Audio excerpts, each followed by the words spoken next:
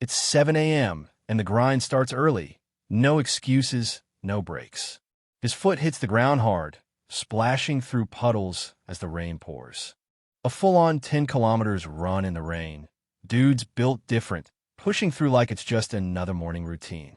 It's noon, and training's far from over. 500 head strikes. No rest, no mercy, just pure discipline. By 5 p.m., he's still at it. Legs burning, breath heavy, but he keeps pushing forward. He's pushing his body past the limit. Heavy lifting, non-stop sets, pure pain. After days of the same brutal grind, he makes up his mind. Without hesitation, he drops his resignation letter. He's done with the old life. He's questioning his sanity. Did he really just throw everything away for this? But maybe being insane would have made more sense than what's coming next. A screen flashes before him. The door to the end of days is opening soon. The countdown begins. The truth hits. There's no turning back. The world's really about to end. The countdown ticks down to 2 seconds. 1 second left, everything's about to change. 15 days earlier, everyone's phones start glowing red at once. A critical disaster alert flashes. Monsters sighted near the mountain. No one believes it at first. Then more alerts flood in. Monsters are popping up everywhere. Panic starts spreading fast. A terrified streamer spots something huge in the dark. It's real. There's actually a monster. He grins nervously for the camera, debating if he should get closer, his chat egging him on. Then one chilling message pops up. Behind you.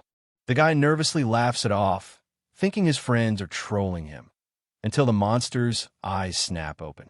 A blood-curdling scream tears through the night. Elsewhere, a man watches the video on his phone, thinking it's just another fake clip, too realistic for comfort. Lee Hoyoung, 29, stares at his phone, another disaster alert. He's confused, wondering what's going on. He mutters to himself about how life's already tough enough without people spreading rumors about monsters. Convinced it's all fake, he brushes it off, thinking it's just another viral hoax circulating online. He freezes. There's something in front of him. A monster, small but definitely real. Confused and panicked, he can't believe what he's seeing. It's not a prank. There's an actual monster. He starts freaking out, ready to run. Then suddenly remembers, today's supposed to be the day his math teacher arrives. The creature trembles, looking up at him with teary eyes and a weak carrick. He hesitates, wondering if it's actually asking for help. But even with those puppy eyes, it's still terrifying. A single tear rolls down the monster's cheek, its gaze desperate and full of fear. He reminds himself, he's not the kind of person who shows mercy to monsters. He clenches his eyes shut, trying to block out any emotion. Even with those pleading eyes staring at him, he convinces himself he can't help a monster. A photo. 3 monsters smiling together like any ordinary family. The old creature clutches the picture, whispering softly that she has a family waiting for her. His eyes widen in shock. His entire resolve shatters in an instant. A strange glowing orb, Silver Goblin's pill. The system claims it grants something unknown. He can't believe it. He actually helped a monster, and now he's holding its parting gift. Confused, he inspects it closer. Silver Goblin's pill, he mutters. Maybe it's some kind of hologram? He stares at the pill, scoffing. Who in their right mind would eat something this shady? Then the TV grabs his attention. Breaking news. Massive, unknown structures have appeared worldwide. The screen shows a towering spire tearing through the earth, and reports say the U.S. Army just vanished inside it. His eyes widen. The world's collapsing into chaos. Monsters and mysterious towers, all at once. Still holding the pill, he tries to process everything until a strange rumble breaks the silence. An explosion erupts outside his window. Light and shock waves engulf the room in an instant. He freezes, eyes wide, heart racing. What the hell is going on? People are screaming and running as chaos consumes the streets. The sky itself looks torn apart. Someone shouts into their phone, pointing upward. Panic spreads as everyone realizes this isn't just an accident. The city lies in ruins, Cars flipped, buildings crumbling, smoke filling the air. And from the heart of the chaos, a massive tower erupts from the ground, tearing reality apart. It keeps rising, impossibly tall, like it's piercing the heavens themselves. The tower has descended. He stares at the impossible sight before him. An enormous tower rising from the heart of Korea. His hand tightens into a fist, determination and fear clashing inside him. Without hesitation, he brings the mysterious pill to his lips and swallows it. Energy surges through his body. The pill ignites a storm of power inside him. His eyes snap open, glowing with an unnatural blue light. That power, it's not human. Something within him has awakened. A blinding surge of blue light erupts before him, crackling like lightning tearing through space itself. He reaches out instinctively, and the light takes form, solidifying in his hands. A glowing, ornate book materializes. He stares in disbelief. A book. He grips the book tighter. Its glow intensifies, almost alive. The moment it opens, a burst of light floods the room, overwhelming everything. Pages spin into the air, multiplying, scattering like digital fragments across space. The glowing book transforms into a digital message, counting down the days to the world's end. He takes the guide's words seriously, dropping everything else to train nonstop. Now, after 2 grueling weeks, he's stronger, more focused. This is the new him, ready for what's coming. He looks around, confused. So this is the end? It's too peaceful to be the apocalypse. A system window flickers, blunt sword acquired. He sighs, a sword? That's it. Then the voice of the system echoes. Tutorial initiated. Aptitude test complete.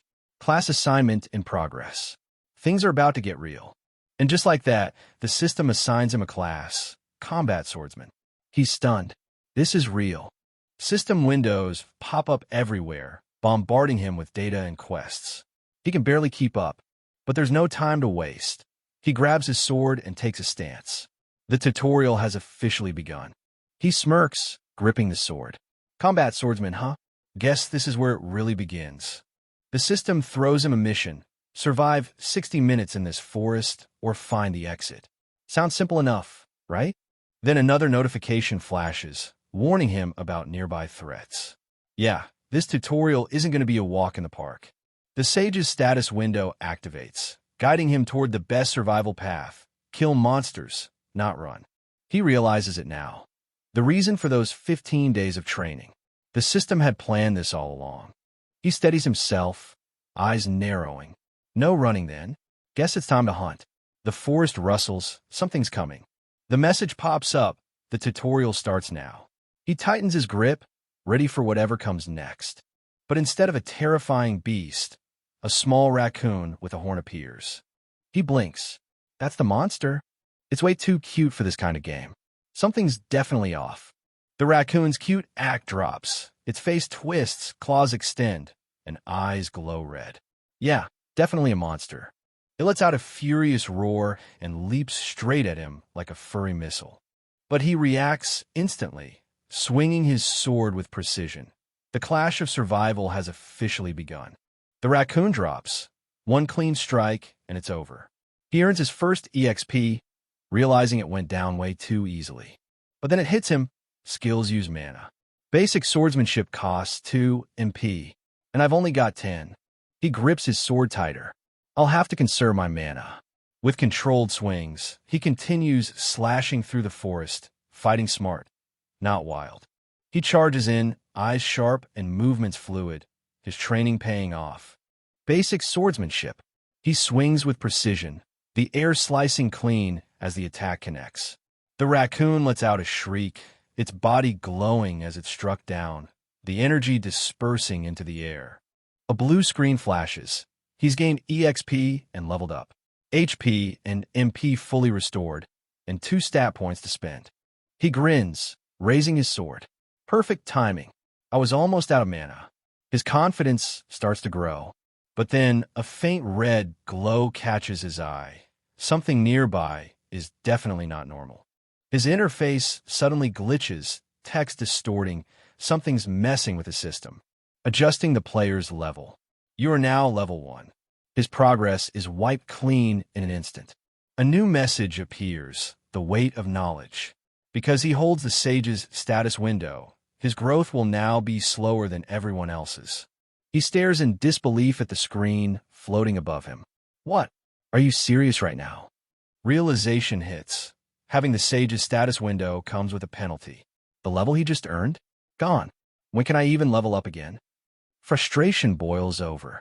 What a ridiculous handicap. He clenches his fist and shouts, "Status window," trying to make sense of it all. He narrows his eyes at the glowing screen. Something's not adding up. His status window pops open. Level 1, combat swordsman. But all his stats are higher than before. He leans closer, shocked. Wait, why do I still have my stat points? He studies his status window carefully, piecing things together. If what I'm thinking is right. His eyes widen in realization, a grin forming. This isn't a penalty. It's an overpowered bug-like ability. He can hardly believe the loophole he's just uncovered. He starts doubting everything. Wait, did the guide lie to me? Before he can think deeper, another monster leaps straight at him from the trees, claws out and screeching.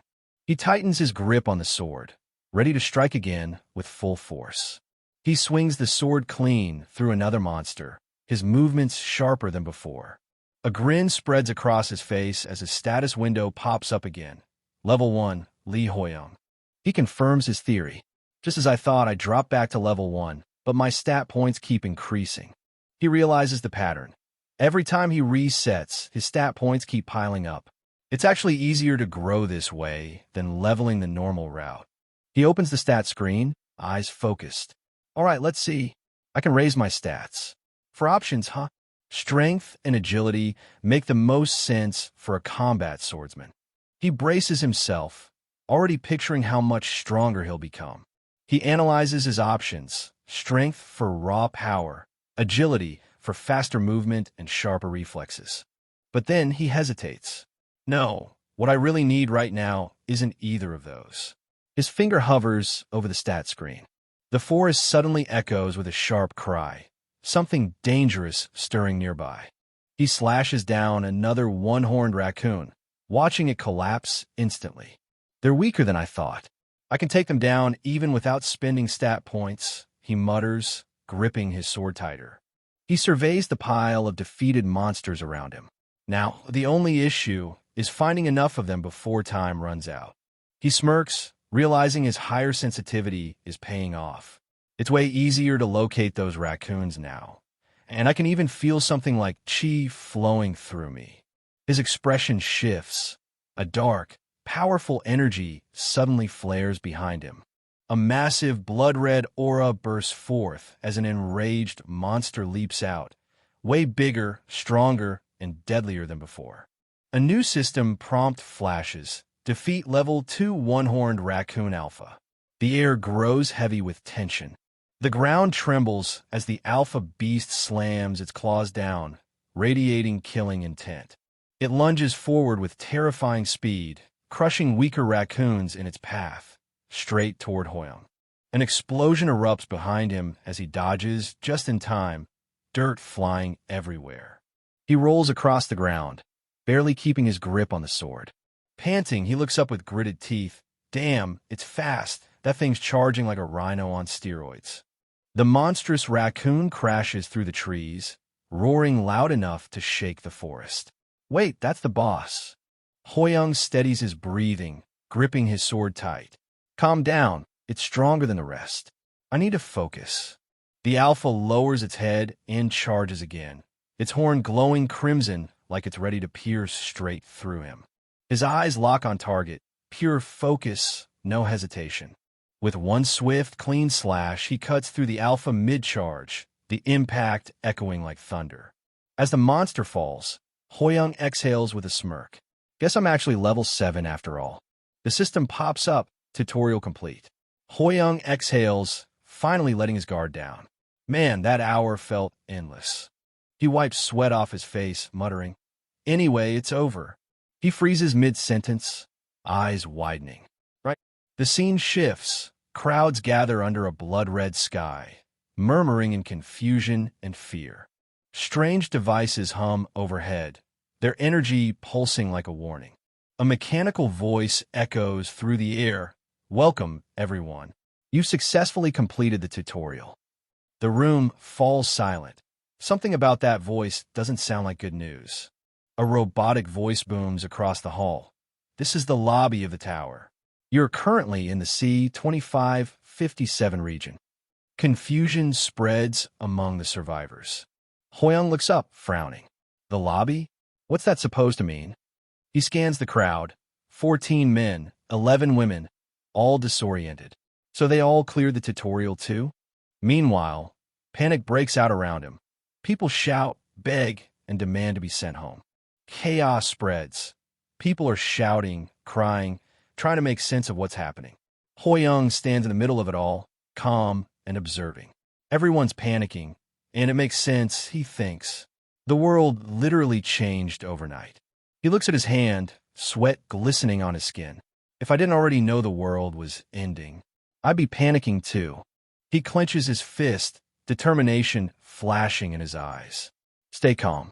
I'll survive this, no matter what. A blonde woman looks around, confused.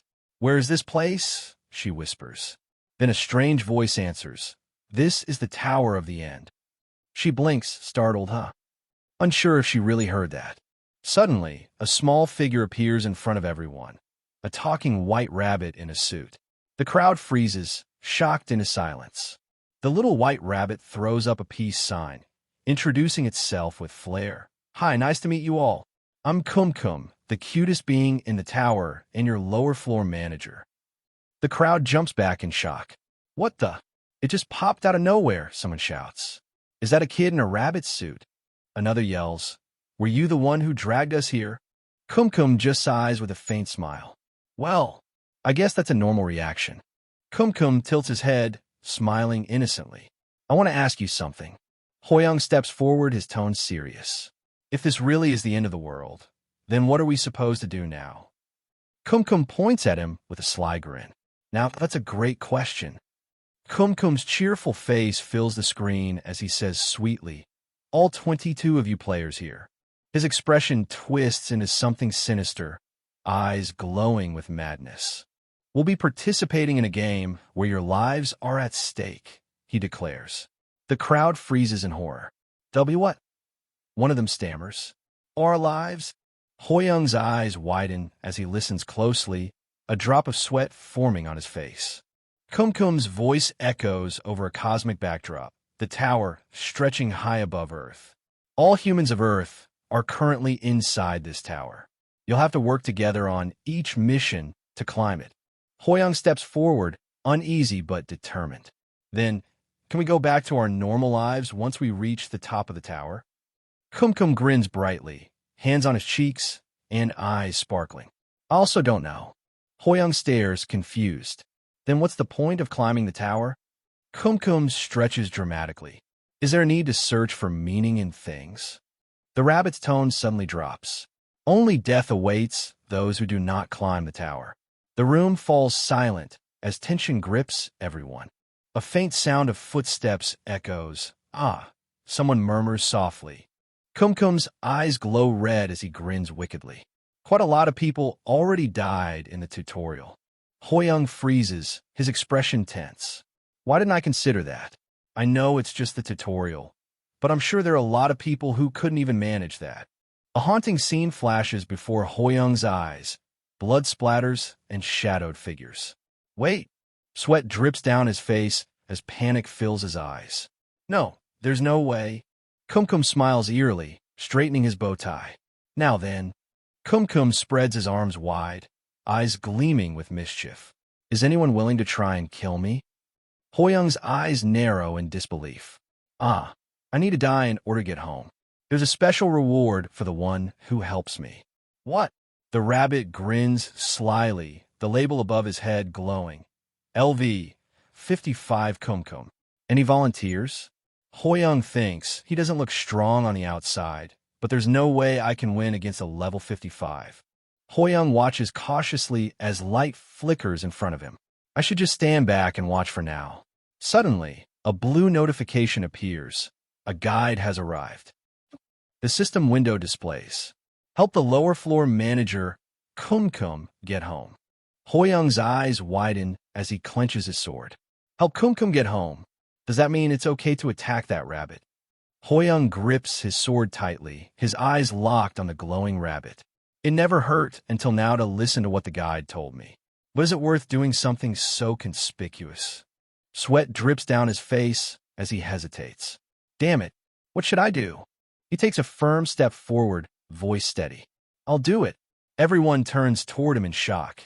Even Kumkum freezes mid-smile. A red-haired man steps forward, smirking confidently. If you want to die so bad, then I should kill you. Don't you think? Kumkum tilts his head with a curious, ew. Hoyoung, watching from behind, clenches his jaw. That was too late. The red-haired man raises his sword, laughing maniacally. Oh, I'll be able to get home. Kukik, don't regret it. I'll kill you as painfully as I can. He swings his blade down toward Kumkum with a sharp cry. Yeah, the sword slices through the air, aims straight for the rabbit. Kumkum's expression turns cold and menacing. His once gentle eyes flare a fiery orange beneath a shadowed face. Before the attacker can react, Kumkum's small fist rockets forward, slamming straight into the man's face with terrifying force. The impact explodes with a burst of red light. The man's body is sent flying as Kumkum finishes the punch, his coat whipping in the blast. Chaos breaks out. Two players dash backward, eyes wide in panic as a red streak slices past them. A sharp splatter of blood bursts across the scene. The woman flinches in horror as the shadow of violence flashes behind her. From above the carnage, Kumkum's ears perk up innocently. Kumkum, oops. Kumkum stands amidst swirling purple energy, his fists still extended, eyes glowing red with a menacing grin. Kumkum, I accidentally counterattacked.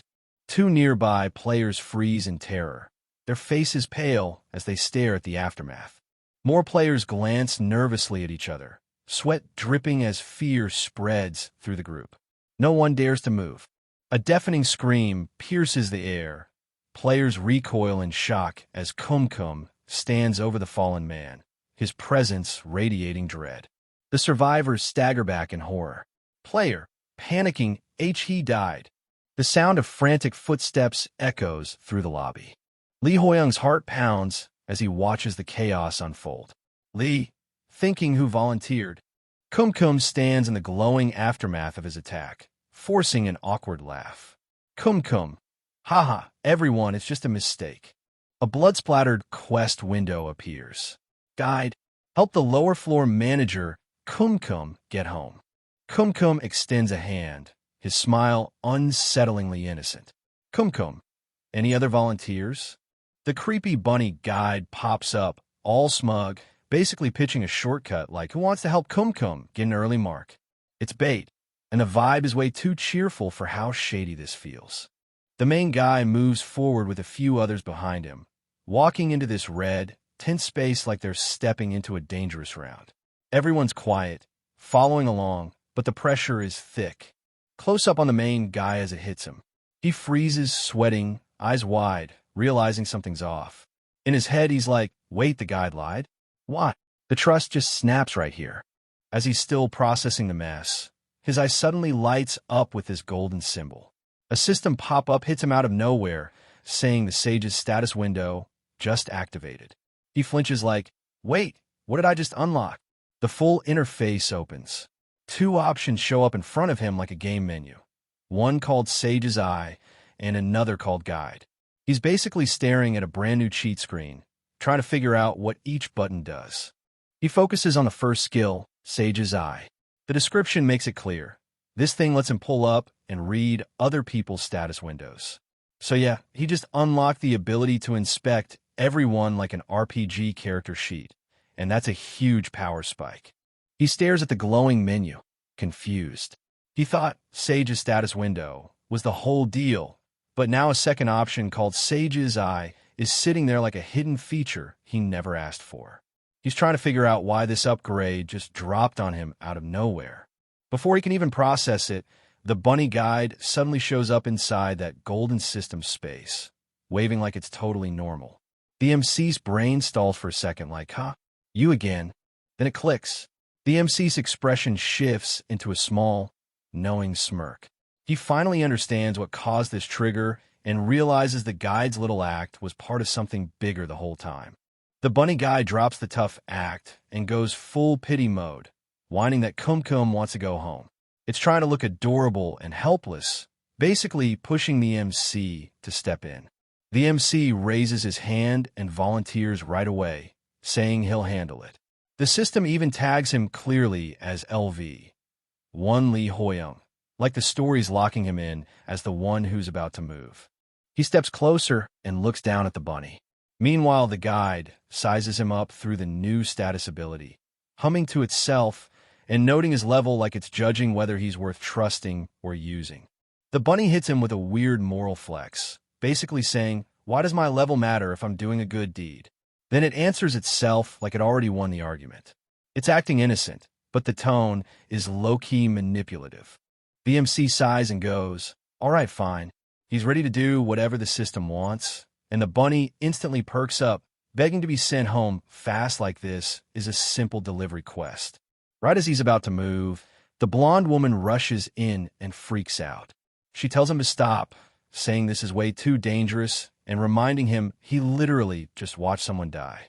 The MC stays calm, but she's clearly terrified of what he's about to trigger. The people behind her jump in too. They're nervous but backing her up, basically telling him, "Yeah, listen, don't go doing something reckless right now." The whole group is on edge after what just happened. The MC doesn't flinch. He keeps his eyes steady and says he's fine because he already has a plan. The blonde girl looks up at him like, "Wait, you do." He shifts into that calm, confident mode, gripping his weapon and giving them a faint, cool look. Then he drops a line like he's about to prove a point, telling them to watch closely because what comes next is going to be wild. The bunny suddenly spreads its arms with that fake sweet, face, like it's about to do something cute. But you can feel the switch coming. Yep, bait confirmed. The guide snaps into kill mode, eyes wild, yelling destroy, and launches straight at him with a nasty, blood-smeared punch. So much for the innocent act. A huge fist comes crashing down at the MC from above. He jerks his head up, eyes sharp, realizing this send me home quest was actually a trap and the real fight just started. Even while dodging the attack, the MC's mind snaps back to the bunny's words. Something about what Kum Kum said earlier didn't sit right. He runs the numbers in his head. He's sure there are 25 people here because the rule announcement clearly said 24 players are supposed to be in this death game. But Kum Kum called it 24 like it was the total count, and that doesn't match what he's seeing. So now he's stuck on one question. Did the guide just slip up, or did it say 24 on purpose because there's a hidden extra person in the room? The MC shuts down the "maybe it was a mistake" idea instantly. He remembers Kum Kum's real fear wasn't about helping anyone. It was about facing a level 55 monster that could wipe him out. So the good deed talk was totally fake. The bunny goes all in on the ambush, smashing down with another brutal strike. It's fast, heavy, and clearly trying to end the MC before he can react. The crowd loses it. People scream and recoil as the fight turns violent right in front of them. They're realizing this isn't some test anymore. It's a straight-up execution attempt. The MC bursts in emotion, dropping his weight low and slipping under the attack. He keeps his grip tight on his weapon, setting up a clean counter instead of panicking. The bunny takes the hit, or at least gets clipped hard. Its face twists, blood splatters, and it's suddenly confused, like it can't believe the easy kill plan just got stopped. The guy tries to crush him with a heavy follow-up, but the MC plants his feet and blocks it head-on. Blue energy flares as he holds the force back, basically proving he's not getting steamrolled here. The MC's eye flares again, and he locks in. He's using Sage's eye for real now, scanning the situation instead of getting dragged by the guide's pace. The scan reveals the twist. One of the people here isn't a real player at all. It's a human-shaped hologram Kum Kum planted, which explains the number mismatch. So yeah, the guide was lying on purpose. The bunny gets slammed back mid-fight, face all messed up and shocked, but it still tries to play it cool. While bleeding, it actually compliments the MC like, "Okay, you're better than I thought," basically admitting this isn't an easy kill anymore. The guy gets caught in the MC's blue energy and suddenly switches to dramatic narrator mode. Giving a farewell speech like this is some noble sacrifice. It's basically trying to save face while getting forced out. The teleport or banish effect finishes. The guide's presence breaks apart into light and disappears, leaving the MC standing there as the whole trap finally shuts down. With the threat gone, the MC exhales hard. You can tell he's relieved the plan worked, and he didn't have to gamble his life any more than that. After the guide vanishes, something drops onto the floor with a soft bounce. It's a shiny blue orb, just sitting there like leftover loot. The group steps in cautiously, staring at the orb while a system label pops up calling it a stat point. Everyone's confused but also tempted, like, wait, is this a reward? One guy bends down and pokes it, still shook for the hologram reveal. He blurts out that the person was fake, and now they're basically realizing this orb is proof the guide was running a scam the whole time. The red-haired guy corners Lee Hoyoung, asking how he figured it out. Lee's holding the blue stat orb, looking calm but a little caught off guard, while the others wait for an explanation. The blonde woman steps in and lays it out. She says she watched the blood go right through Chai Yiziel, and if that death was real, Yiziel should have been splattered because she was standing close. Since there was zero blood on her, it had to be staged. Lee nods and admits that's exactly why he suspected the whole thing was a show. Lee turns to leave with the stat point, but the red-haired guy stops him with a sharp "hey," then basically complains that it's a waste for Lee to keep that reward. You can feel the greed creeping in. Kim Seong steps up, pointing at Hoyoung like he owns the room. He shrugs off the whole fight and says Hoyoung only got lucky, acting like if he'd noticed sooner, he would have taken over. Hoyoung turns back, side-eyeing him, asking what he means by waste. Seong keeps talking, saying Hoyoung is still level 1 even after the tutorial, so he must be weak or a coward who couldn't kill anything and just ran. Basically, he's trying to clown him in front of everyone. Close on Hoyoung's face as Seong pushes it further. He straight up says Hoyoung's gonna die fast anyway, so he should hand the stat point over. Hoyoung stays quiet, but you can see the annoyance building like, is this guy for real right now? Seong reaches out like he's about to snatch the stat point, but Hoyoung catches his hand mid-move. Blue energy cracks out around his grip. Seong freezes, shocked, and Hoyoung shuts him down cold, basically saying he's not the type to roll over just because someone barks orders. Hoyoung steps in and pins him hard, pushing Seong down with zero effort. While Seong's face is smashed to the side, Hoyoung roasts him straight to his soul. He calls him a bottom feeder, says he's greedy as hell, and laughs at how this whole "give me the loot" act is just Seong trying to protect his ego because of levels. Close on Hoyoung's eyes. Inside his head, he's calm but calculating. He's dealt with guys like Seong before, so he knows the smartest move is to keep distance from people like that. But at the same time, he's wondering how long he can keep playing it cool and holding this line when the real danger hasn't even started yet. A system announcement drops on everyone's head like thunder. Starting now, gold is going to be handed out. The group instantly snaps to attention, confused and hyped at the same time. Hoyoung stands behind Seong, totally unfazed, while Seong grits his teeth and mutters gold, like he's already counting what he wants. Hoyoung basically tells him to chill and stop acting like this is some miracle just for him. The system explains the payout. In this area, the highest reward a single player can get is 7,400 gold. The room erupts. People start yelling 7,400 and freaking out, realizing that kind of money means someone's either about to get insanely strong or the next stage is about to be brutal enough to justify it. The gold finally drops. People start getting different amounts, and the room immediately goes into ranking mode. Seong's pissed, but tries to act like he's complimenting the mystery top scorer, while others quietly check their payouts and realize someone out there just got a crazy lead. Hoyoung stays stone-faced, but inside he's like, yeah, I was first. And he decides right away he's not telling anyone. After seeing how Seong acted over one stat point, exposing himself as the top earner would just paint a target on his back. He pulls up the system shop/status screen and scans the options. Gold isn't just pocket money here, it's survival fuel. You can spend it on gear, upgrade skills, or straight-up boost stats. Hoyoung's already thinking how to turn this payout into an advantage before the next round hits. Seong's already spiraling. He's yelling about how stupid expensive skill upgrades are, and even starts hyping himself up like, fine, I'll level basic swordsmanship too. Meanwhile, Hoyoung stays in the back, quietly checking his own screen and letting Seong embarrass himself. Hoyoung makes his move. Blue system light drops over him like a confirmation effect, basically showing he just purchased or activated something with his gold. He comes out of it looking way more put together. New outfit on, sword in hand, and that calm I know what I'm doing face. He straight up decides he's not staying in a gym uniform for a real death game. So he uses the rewards to gear up properly before anything worse starts. Hoyoung hears someone call him and turns, a bit alert. It's that "who's looking for me now" moment after he just geared up. It's Shy Yiziel. She walks over with a calm face and asks to talk, saying she wants some advice. Her level tag shows she's already LV3, so she's not clueless. She smiles and starts buttering him up a little. She says his level might be low, but she was impressed by how brave and composed he was in the fight.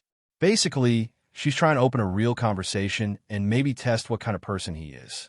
Yiziel gets straight to the point and asks how much gold he has. Hoyoung hesitates for a beat, then answers honestly, 800. But in his head, he's already thinking he needs to keep his real advantage hidden, because if they find out he's using some kind of cheat-like skill, things will get messy fast. She switches to a more practical angle and asks if he likes exercising. Hoyoung's like, I don't mind walking, which is his polite way of saying he's not exactly a fitness guy. Yiziel immediately reads between the lines and figures his stamina stat is probably low. So she gives him clean advice. If stamina is your weak spot, invest in it first, because without stamina, you can't last long here no matter how much gold you dump into items. Yiziel nods to herself, accepts the tip, and thanks him like she's taking this seriously. A system message cuts in mid-talk, announcing the first floor mission is about to start. Both Hoyoung and Yiziel snap to attention, realizing the calm moment's over. The next system order drops. Everyone has to form a 3-person party. No choosing teams, no negotiations, just random assignment. The room immediately stirs. People start panicking and looking around because luck is about to decide who you live or die with. Hoyoung goes quiet, sweat beating a bit. He didn't think this would turn into forced group missions already, especially not random ones. You can tell he's worried about getting stuck with dead weight or someone dangerous, and he starts bracing for whatever party he gets. Kim Junsong steps up and suggests they share their classes since everyone can already see levels. The moment he says it, the room shifts. People start dropping their roles out loud and immediately gravitating toward whoever looks useful, trying to lock in dream teams before the random party system hits. Yiziel turns to Hoyoung and straight up asks to team up with her. She's a healer, and Hoyoung knows that's basically a free survival pass early on, so he agrees without overthinking it. Just like that, she becomes his first party member. Hoyoung tries to get a third, but it's the same story every time. Folks laugh it off, apologize, and say they need to think before joining him. Nobody wants to risk being tied to the low-level guy, even after what he just pulled off. Hoyoung realizes the vibe is simple. Even with a healer next to him, people still don't want to risk picking him. He gets why too. A level 1 swordsman doesn't scream safe bet. Yiziel asks what they should do next, and he's basically left with the uncomfortable truth that their party looks weak on paper. While they're stuck, the higher level players are chilling. The level 4 crowd is already grouping up like it's a casual meetup, locking in parties fast with people they actually want. By the time Hoyoung looks around, most strong combos are already taken. Hoyoung scans the room again, sweating a little. He's about to check who's still unclaimed, because whoever is left is basically his only option for a third member. Scene shifts, and Hoyoung lets out a tired sigh, thinking he's seriously unlucky. The party situation is going downhill fast. Back with the group, Seong is crouched up front, sulking hard. He's ranting to himself that being stuck in a party with Hoyoung makes him feel like a bottom feeder. Yiziel stands behind Hoyoung, looking uneasy, while Hoyoung stays quiet and just watches him spiral. Seong finally turns his anger outward. He notices Hoyoung looking at him and snaps, cursing him out like, "What are you staring at?" In his head, he's fuming that Hoyoung is way weaker than him, so teaming up feels humiliating. But the irony is, despite all that trash talk, Seong's also realizing he might have no better option left. The group arrives at the edge of forest clearing, looking down at a camp filled with kobolds preparing for battle. The red-haired brute cracks his knuckles and smirks, declaring he'll wipe out the entire kobold tribe himself. The guy in pink calmly reminds him it's supposed to be a team mission. The brute snaps, calling him a loser, furious that someone he's letting tag along even dares to talk back. His temper's clearly about to explode. He exhales, keeping his cool. "Fine, I'll ride your coattails and see how great it really is." For now, he decides it's better to play along. The redhead scoffs, mocking him for backing down. But the calm guy just replies politely, "Thank you for your concern," which only irritates him more. Watching them bicker, the blonde girl sighs nervously. Will this party even survive like this? The redhead storms ahead, swatting at the air and grumbling about the bugs swarming around them. The rest of the group trails behind, trying to stay focused. From above, the forest looks alive with movement. Huge insects crawling through the trees as the team unknowingly walks right into their territory. The guy in pink keeps his eyes sharp, muttering to himself that the bugs are everywhere, but something about their size feels off. Hoyoung glances around, sensing something unusual in the forest. A voice calls out his name, snapping him back to focus. The blonde girl catches up, asking if the kobold monster is really that strong. Hoyoung explains it might be tougher than a one-horned raccoon, but since they're still on the first level, it should be doable. Hoyoung stays sharp, reminding everyone to stay cautious. It's still the Tower of the End, after all. A massive figure grips a weapon, muscles tensing as it prepares to strike. The kobold emerges, towering, ripped, and clearly not your average level 1 monster. The creature stomps down hard, its sheer weight shaking the ground beneath it. Hoyoung freezes, a drop of sweat sliding down his face as his eyes widen. The towering kobold stands in full view, ripped, armed, and radiating power. Hoyoung yells out, realizing, that one's way too different. The blonde girl panics, realizing the kobold's power. Hoyoung stays calm, suggesting they check for more lurking nearby. A heavy step hits the ground. Someone's moving closer. Hoyoung freezes as a voice cuts through the forest, mocking him for hiding like a coward. The red-haired brute charges him like a cannonball, slicing through the air toward the kobold with insane speed. The kobold snarls, realizing too late that its opponent isn't holding back. With a thunderous punch, the red-haired fighter yells out mid-swing, mocking Hoyoung for still being stuck at level 1. Hoyoung and the blonde girl watch in shock, eyes wide as the fight explodes in front of them. The red-haired fighter grins like a maniac, loving every second of the chaos. The kobold growls in rage, his red eyes glowing as the man mocks him for surviving this long. The red-haired fighter's gone full berserk, slamming the kobold into the ground with raw force, eyes glowing with madness. Hoyoung watches from cover, shocked that the guy dove in head first without hesitation. The blonde girl jumps into action, summoning energy in her hands. She's not letting him handle alone. Hoyoung scans the area, keeping low. No signs of more kobolds, at least, not yet. He watches the fight unfold. Yiziel's healing magic glows while the red-haired guy keeps pounding the kobold. Kim Seong, level 4, fights like a beast. With Yiziel backing him up, he might actually solo this monster. Hoyoung analyzes the situation, realizing something's off. The damage doesn't match the guy's insane strength. The guide pops up, revealing the truth. Kobolds don't even attack unless provoked. Hoyoung connects the dots. Kim Seong literally picked a fight that didn't need to happen. Hoyoung keeps his cool, deciding to look on the bright side. Might as well capture a few kobolds for data while he's at it. But then, something pops up on his screen. His eyes widen in shock. Meanwhile, Seong grits his teeth mid-fight, clearly pissed as the kobold keeps tanking his hits. Seong loses it completely, launching a brutal punch that explodes with force. He's going all in to end this.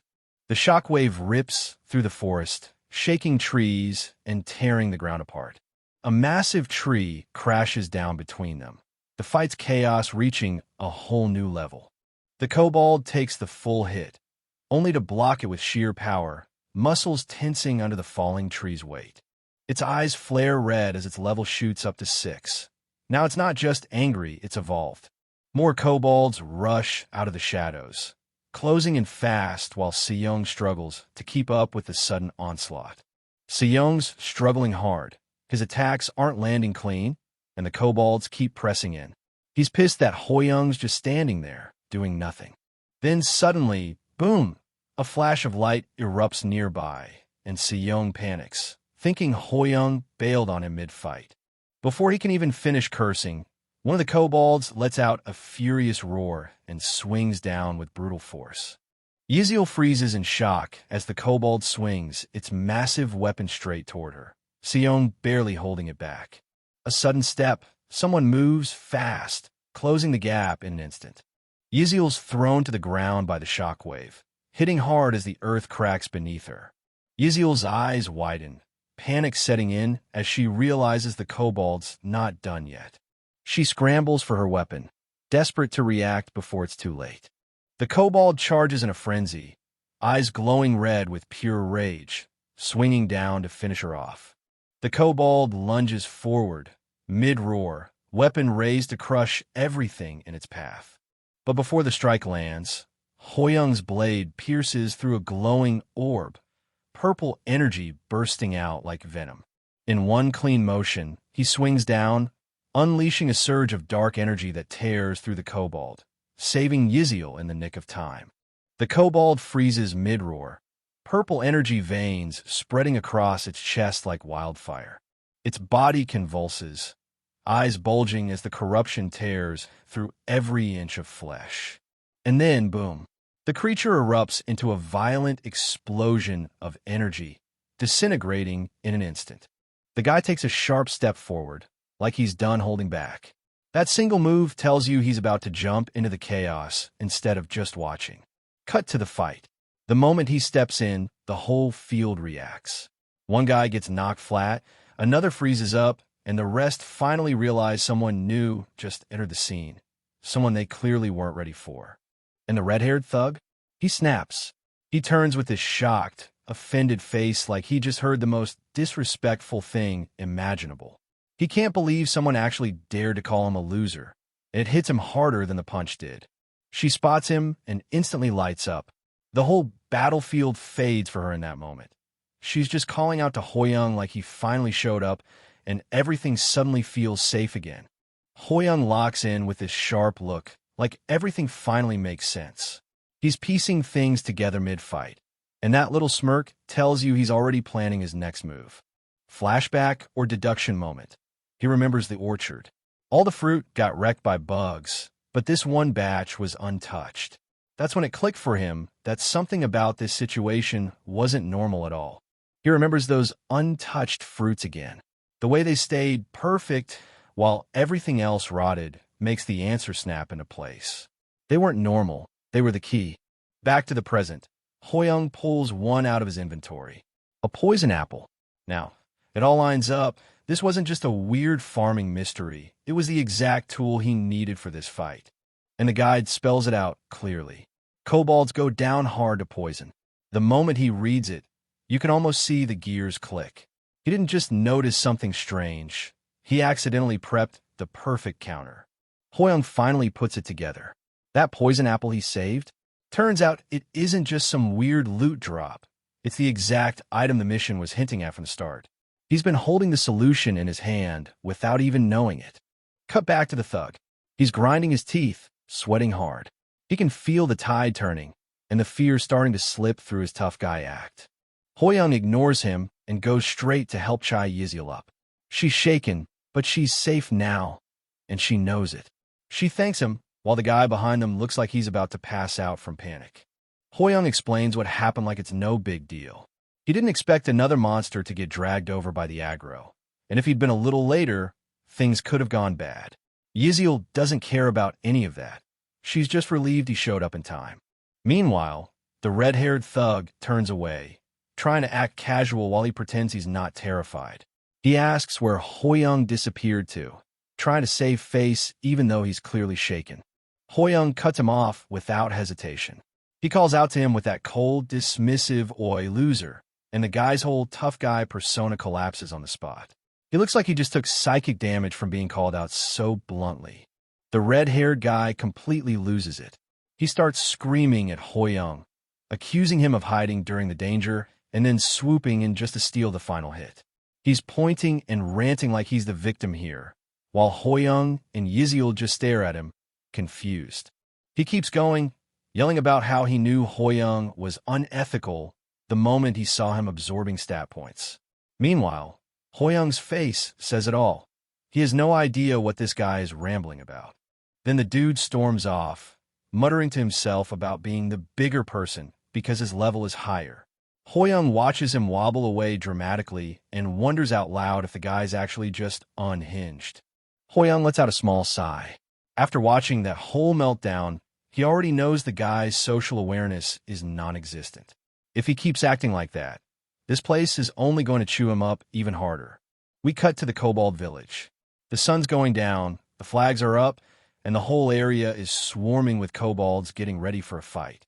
And there he is again, the red-haired maniac, charging straight into the kobold village like he owns the place. He's throwing fists everywhere. Acting like this is his home turf. In his head, he's a national champion or something, going all out like the whole world's watching. He's swinging wildly now, throwing his whole body behind each punch. He's not fighting smart. He's just trying to overwhelm everything in front of him with brute force.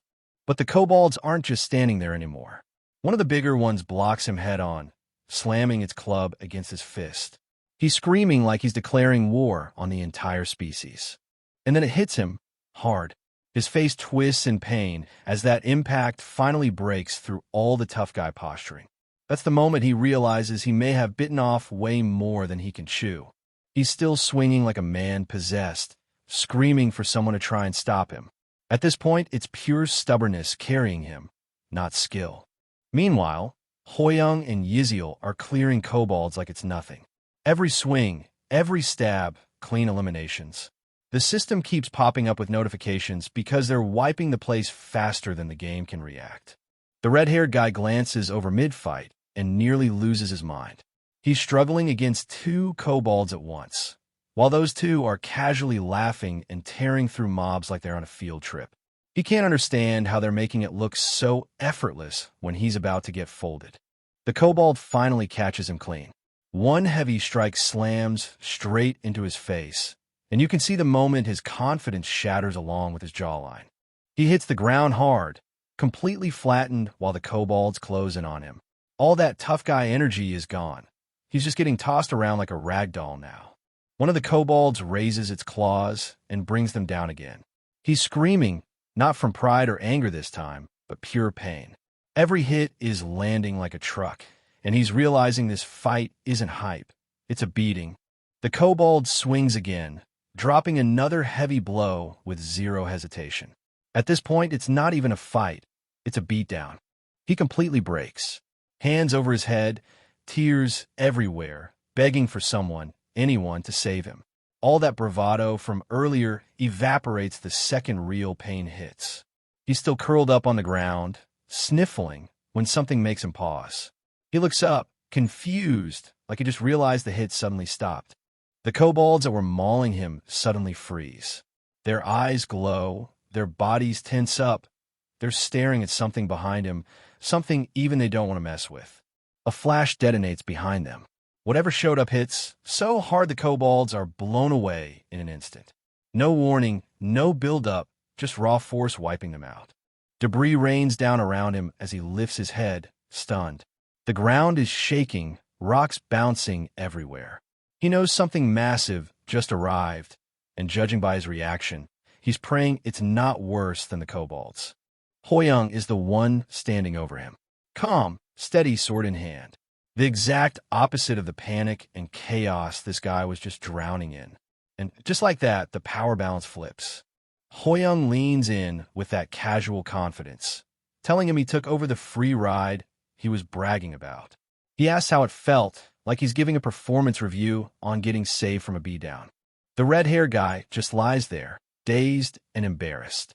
He tries to smile it off, but he looks like someone who just had every ounce of ego knocked straight out of his body.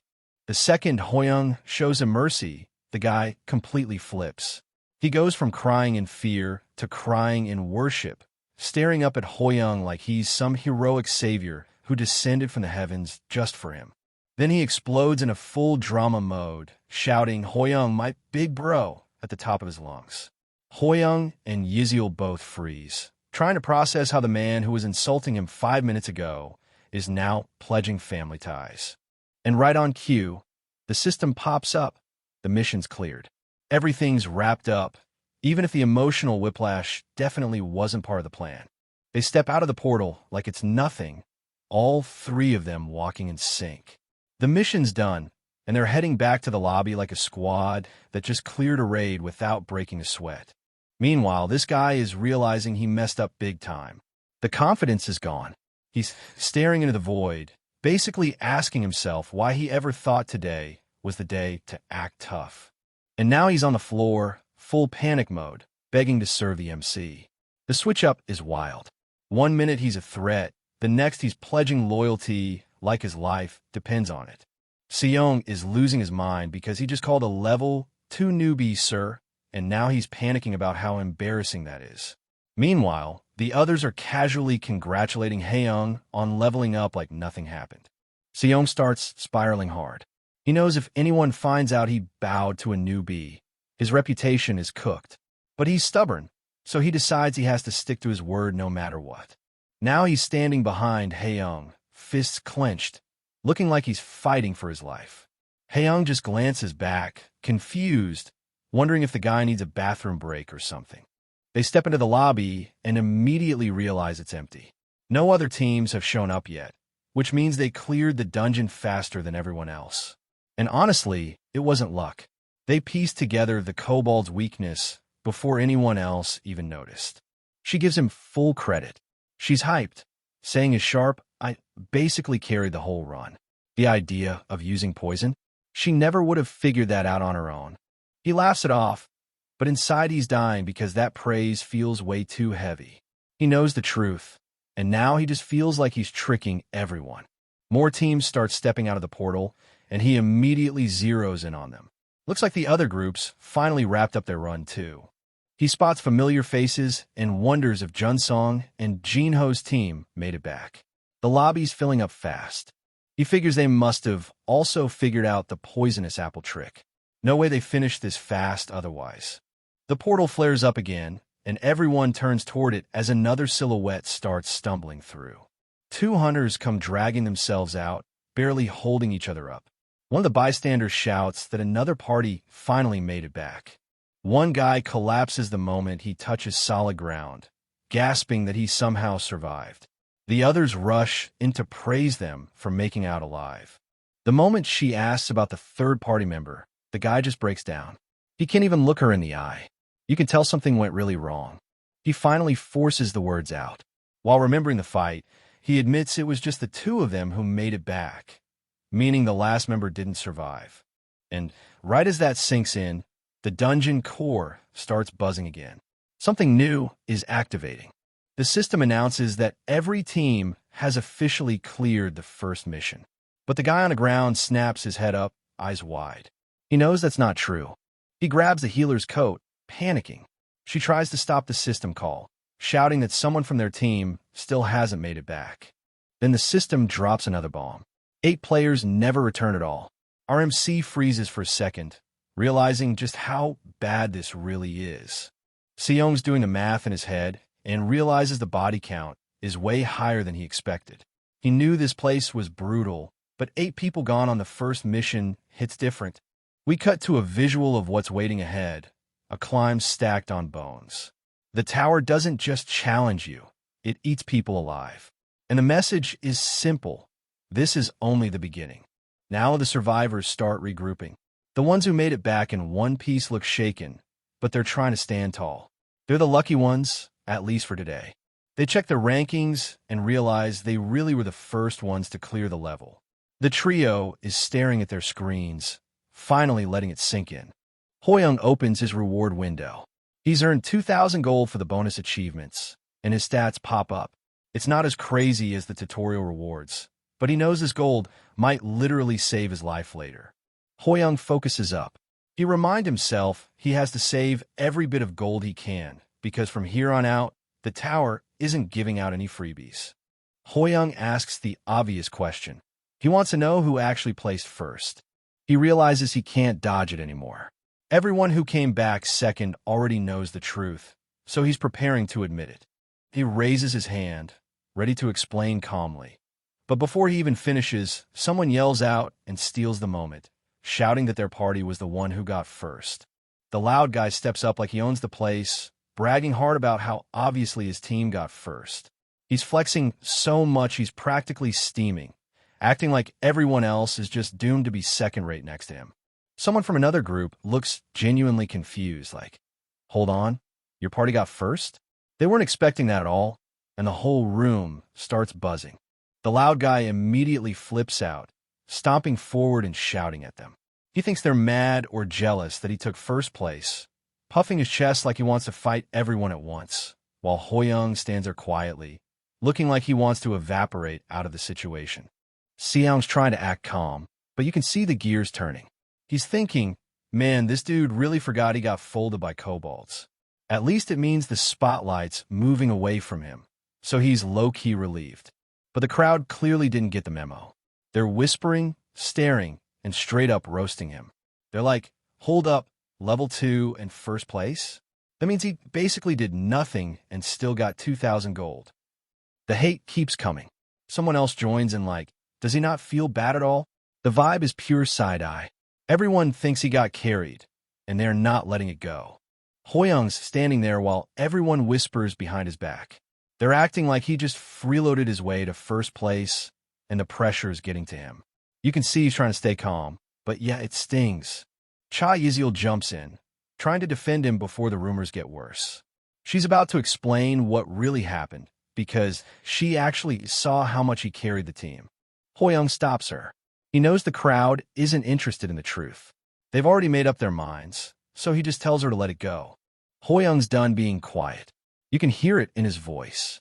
He's made up his mind. He's going to show everyone exactly what he's capable of. Before he can say anything, someone starts clapping, trying to cool the room down. Junsong steps forward, acting like the level-headed leader. He tells everyone to chill and focus on staying alive instead of arguing. CEO Juno jumps in with that loud, motivational energy. He reminds everyone why they need to stay sharp and keep moving. He's one of the top players here, so when he talks, people listen. His confidence spreads fast. The whole group starts hyping themselves up, fists in the air, trying to shake off the fear from earlier. Before long, the entire lobby turns into a mini pep rally. Everyone's yelling that they can push through the next stage together, trying to convince themselves they're ready for whatever comes next. The whole room suddenly shifts as a violent surge of red and purple energy erupts upward. It's like the dungeon itself just woke up angry. All the torches around the chamber start flipping colors one by one, crackling with that same ominous energy. Everyone immediately knows this is not part of the script. Hoyoung looks up, dead serious, as warning screens pop up everywhere. The flames above him burn bright pink now, and the atmosphere turns tense in an instant. Players start panicking, trying to figure out what triggered this shift because whatever just changed, it's not good news for anyone. The whole hall freezes as a new system message drops like a bomb. A penalty mission is suddenly announced, and everyone starts panicking, looking around like they're expecting monsters to burst out of the walls. Hoyoung tenses up immediately. He's trying to understand what's happening, but even he looks shaken when the words death mission appear. This isn't some warning. This is real. Then the rules hit. Everyone is told to pick someone in their mind, and whoever gets the most votes will be forced into this death mission alone. The tension spikes. People start whispering, realizing they're about to decide who lives and who probably dies. The timer hits 5 minutes, and everyone suddenly gets it. This isn't some harmless vote. Someone here is about to get thrown into a death mission. People start panicking. You can see it on their faces. They're whispering, trying to figure out if getting chosen basically means dying on the spot. The anxiety is eating them alive. The clock ticks down to 4:59, and the whole crowd looks like they're standing under a guillotine. Every single person is staring at that timer, sweating because at this point, every second counts. The room goes dead silent as that red, ominous aura floods the place. Even the crows in the vision look like they're waiting for someone to get picked off. Everyone's staring at the countdown like it's a bomb about to go off. People are cracking under the pressure. Clocks are ticking down, sweat's dripping, and everyone's realizing they actually have to choose someone. Nobody wants to say it out loud, but they all know the truth. Whoever gets picked is basically done for. Tessa jumps in with the only idea that sounds even remotely sane. If everyone votes for themselves, then technically nobody gets targeted. But the moment she says it, the panic hits again. If the system twists it, they might all end up getting dragged into the death mission anyway. The whole room is spiraling. The clock's bleeding down, and everyone's losing it. One guy sprints toward Haeyoung, yelling that this is not the moment to argue. You can see the panic hit her as she freezes for a second. Another group starts freaking out. One dude's clutching his head, shouting that the timer's still running. Every second dropping feels like a punch to the throat. Then someone spots something and stops mid-panic, pointing ahead. The whole group turns, sweat on their faces, realizing something just shifted again. Someone finally points out the obvious. All eyes swing in one direction, and Haeyoung is just standing there, calm as ever, like he already expected this moment to come. Then his name pops up in the air, loud and clear, and Haeyoung lowers his head, completely unreadable. You can feel the entire room starting to close in on him. Haeyoung rushes toward him, panicking, calling his name. But Haeyoung keeps walking forward without looking back, ready to face whatever everyone just decided for him. Juno's trying to play the moral card, asking if this whole thing isn't a little too harsh. You can tell he's uncomfortable, but nobody's stepping in to save him. He stammers out an apology, but even he knows they don't have a choice. The tension is so heavy it feels like the whole room is holding its breath while everyone stares at Haeyoung. Haeyoung keeps it together on the outside, but he admits the truth to himself. He expected people to choose him. Still, seeing it happen right in front of him hits a little harder than he thought. Juno finally cracks and admits it straight. He doesn't want to die, and you can feel the fear all over him. The whole room goes quiet for a second because everyone knows they're thinking the same thing, just not saying it out loud. Yeziel jumps in fast, trying to pull everyone back from panicking. She throws out one last plan, hoping they can still flip the votes, but Haeyoung shuts it down immediately. He already sees the problem before she even finishes. Jachel looks miserable as he speaks up. He's not convinced the plan would work either, and honestly, no one's sure if the system would even allow it. The countdown keeps dropping, and their options are basically gone. Everyone's arguing about what to do, but time's still draining away. Haeyoung tries to push out one last bit of hope, but Haeyoung already knows the harsh truth. Trust is gone. No one's cooperating now. As the clock keeps counting down, something worse happens. Votes start popping up over Haeyoung's head. One after another. People are choosing him. They're dumping the death mission on the weakest guy here. Seconds left. The red numbers keep climbing. Haeyoung watches the names stacking up, and he can already guess why. Fear, selfishness, panic. It's all hitting at once, and he's the easiest target. Everyone forms a circle around Haeyoung like he's already been sentenced. Every player's level hangs over their head, and he's the lowest one in the room. The tension is so thick you can feel it pressing down on him. Kihyun finally snaps.